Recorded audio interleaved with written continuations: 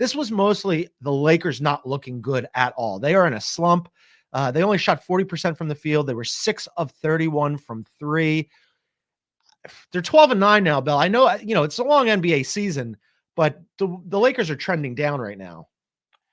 Yeah, this was, to your point, this was a in crisis Wolves team playing whatever, not even great, against, at least last night, a really bad Lakers team. LeBron James looks like he's 85 years old. JJ Redick is starting to realize his hair is going to gray very, very, very quickly at a presidential rate. Years. Yeah. Yeah, it's not going to be easy. It's a long season. Things can turn. Things can change. This is the Lakers I expected to see more than the Lakers that started the season. Low on energy, don't look like a group particularly impressively. LeBron, I mean, he's been awful lately, and I have some numbers and we'll get into it, but LeBron not maybe being at the level we expected. He's been even worse than that the last week. Look, there's time to turn this thing around. I think this is closer to the Lakers than maybe the really hot start, John, that we saw from them. Yeah, I mean, I was higher on the Lakers than you. You definitely were urging caution. You want to start with the Lakers writ large in their offense, or do you want to do LeBron first? Because both of those are both on my radar, and like they both need to be addressed. I think they're connected. I mean, like whichever one you want to do, but I think this team cannot operate effectively without a top, let's be conservative, 15 in the NBA, LeBron James, and a top 15 in the NBA, probably higher, Anthony Davis. And I don't think that is going to be LeBron James as the season progresses. Well, let's do LeBron because he had a season low, 10 points, 8 rebounds, 4 assists. In previous games, you were asking me about this yesterday, and I was like, I don't know. I think LeBron's been pretty good. He's in a shooting slump, but all the rest of like his assists and rebounds have been through the roof. Now, the shooting slump is pretty pronounced, Bill. He's now 0 for his last 19 from 3. It's his worst slump since he went 0 for 24 in 2003. He has 6 straight games of shooting below 45% from the floor. That's his worst slump since 2004. You had a take on this like weeks ago where you called it out. I was kind of blown away. Let's play that again because you nailed it. By the end of the season, LeBron James will not be a top 35 player in the NBA. You're really down on him. I think he's going to age all at once. I think he's going to be like a running back who goes way past the limit where you're supposed to sort of hit your wall and is great, and then he's not going to be. And I'm just worried, that he's going to have to play a bunch of minutes in a bunch of games, and that they don't have much with past AD and I guess to a degree him, and they're going to underachieve, and he's going to put a bunch of miles on the tires, and then we're going to wake up, and it's going to be whatever, April 4th, and he's just not going to be that guy. I'm going the other way. I mean, he hasn't been as efficient as sometimes we would like him to be, but I still see athleticism there. I still see how he thinks the game better than everybody else. And as I had mentioned to you previously, even if the athleticism goes, he can just like old man game YMCA it, like play a slow down, like Joker game. You're passing the ball around, like, so you don't, like put too many miles on the tires. I'm all right with that. You're right. And I am wrong. Can I throw like a stat at you that I think in some ways makes right now this debate, whatever, a Rorschach test? And I think it's hard to know. You can see what you want to see. In the last 9 games, to your point, he's averaging 21, 9, and 9. So like just that, right? You'd be like, wow, that's remarkable at any age, especially a guy that turns 40 at the end of the month. He's averaging 5 turnovers per game, though, over that stretch, which I think for LeBron, for me, is a pretty serious sign of age because he is such a high IQ guy. And he's learned not to make those kind of mistakes. And then I'm going to give you some shooting stats. I know this is obviously impacted by the 0 for 19. The 19 consecutive 3-point shots missed, but he's missed them. Over those 9 games, he's shooting 24% from the 3-point line and 45.5% in terms of field goal percentage, which is only 9 games, but would be the worst shooting percentage to your similar stat since his rookie year. And again, I guess to my eye, I could be wrong. I just think he looks slower and a little more, and I'm judging this based on LeBron James standard, not most guys in the NBA standard. He just looks older to me, and I worry that point LeBron that you and I have talked about and the expectations and the load he's going to have to carry and his desire, which he's walked back a little bit in the last 24 hours to play 82 games because that's what they need. I'm worried all of that is going to mean that this is going to become more pronounced, not less, as the season goes on. Yeah, I guess whenever it was that we recorded that, a month ago or whatever, I wasn't worried about him turning 40. He still looked like he had enough athleticism to me.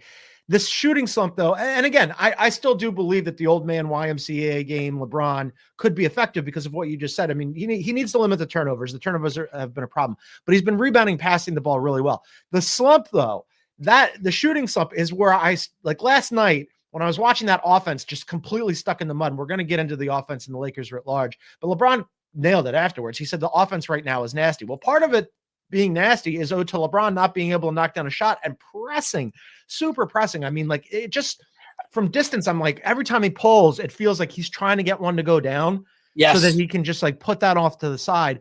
You touched on something else there about LeBron, his previously stating that he wanted to play 82 games this season, which an admirable feat. I know why he's doing it. And he thinks, one, being out there is going to help the team. And two, what a feat it would be, right? To play 82 games at 40 years old.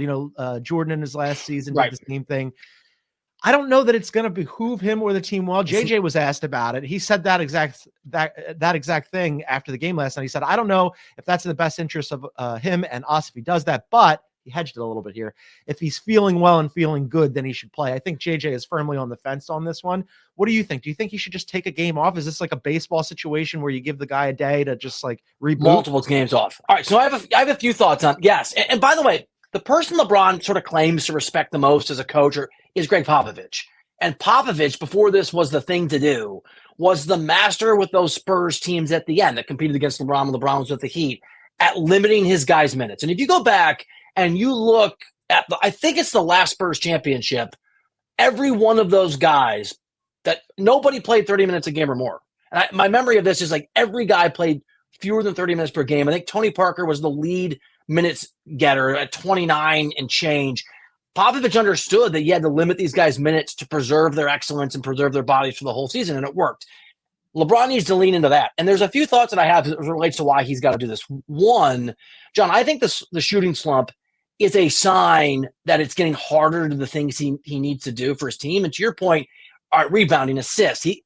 He's a physical specimen, but he knows how to position himself for rebounds. He obviously sees the court and has a basketball IQ that is as high as anyone in the history of the game. Yeah. But I do worry that the shooting issues is the beginning of the problem and that you're going to start to see in other parts of his game. And let me also add this as a bigger problem for the Lakers and maybe a transition to the Lakers writ large. As someone who's covered LeBron James and has been in those locker rooms a lot, LeBron is an interesting personality, not a bad personality, but he sucks all the oxygen out of the room and the world revolves around him and he impacts the dynamic on a team in a way that I think you can't understand if you haven't covered him or been around him a lot. And I think you have too. How LeBron goes and how he feels and how he plays and what his mood is like has a huge impact on his teammates. And I'm just telling you that if LeBron James doesn't play well and he's in pain or he's old or he's slower and it pisses him off and he goes more Kobe in his response to age catching up to him than say Tim Duncan, it is going to impact his young guys. It's going to impact how they play. It's going to create a mood in the locker room that's problematic. I think LeBron getting old is obviously a problem for LeBron's individual play, and that affects the Lakers' play. It will also have potentially a detrimental impact on that locker room and on that vibe and how other guys respond, because I've never been around an athlete ever like LeBron whose mood and his vibe has such a tangible effect on how his teammates feel and perform. Yeah, I think that's right. I've seen it. We've all seen it before where, if he's not completely right, doesn't feel good about himself and the way he's playing, that it can have a drag effect on his team. I thought last night, at least afterwards, he was saying the right things and I didn't see the cracks there. Although to your point about the team on the whole, Anthony Davis was asked about the team a little bit and you started to see it a little bit there because look, they're 5-5 over their last 10. Over that period, Bill, they're 22nd in defensive rating. Defense has been a problem all season long. Offense is where they were eating, right? Over that last 10, they're 23rd in offensive rating. As I said, LeBron called the offense nasty. And then Anthony Davis was asked about the team and where they're going this season, and he didn't sound great about it. Here's what he said. Sometimes we look like a team, that can compete with anyone, and sometimes we look like a team that looks terrible and not going to do anything this season. So, we just got to figure out, what team that we want to be for the rest of the season.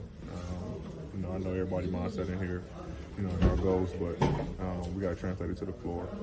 But I think we had games where we were phenomenal, and we had games, where we were disgusting, like tonight. Last question. I think that's right. They've had games where they've looked really good and games like last night where they've been disgusting. And that's pretty much the story of the Lakers season this year. It's tough. It's tough for them right now.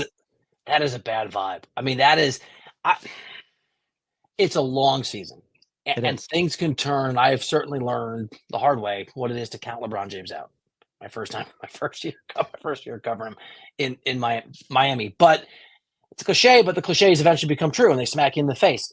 Time does come for everybody. And the fact that it hasn't come for LeBron doesn't mean it's not going to eventually. And I just go back to this offense can't work. And defensively, you noted this, that they aren't good enough to reach their goals even when they were playing well on the offensive side of the basketball. They need LeBron to be better at every aspect. And I don't want to call out his effort. He just looks lackadaisical to me in some of these games and some of these moments. And it's not, I'm not sure. I don't think it's for a lack of caring. I think he's gotten to the point where conserving his energy takes so much time that he can't focus as much on defense. And now he's having trouble for whatever reason executing offensively. It's not a criticism of effort. It's not a criticism of desire. It is the reality that eventually your body, when you get to a certain age at a certain level of sports, cannot do the things your mind wants it to do.